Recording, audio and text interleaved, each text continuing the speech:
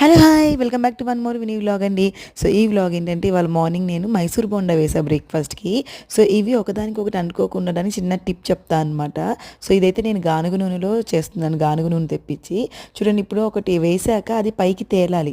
ఒక బోండా వేసి పైకి తేలాక నెక్స్ట్ది వేస్తే మీకు ఒకదానికొకటి అంటుకోదనమాట. ఈ టిప్ దేనికైనా సరే, మీరు పునుగులు కానీ ఏది వేసినా, ఇలాంటి పిండి పదార్థాలు ఏవి చేసినా అలా ఒకటి తేలాక ఇంకొకటి వేస్తే మీకు చక్కగా అంటుకోకుండా ఒకదానికొకటి నీట్గా వస్తాయన్నమాట.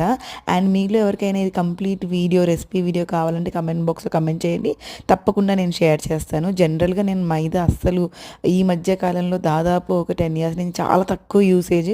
లేకపోతే ఇది వరకు నాకు చాలా ఇంట్లో కేజీ పైన మైదా ఉండేది. బట్ కానీ వన్స్ అది మంచిది కాదన్నాక చాలా తగ్గించేశారనమాట. ఇది వరకు మంచూరియా అవన్నీ ఎక్కువ చేసిందని.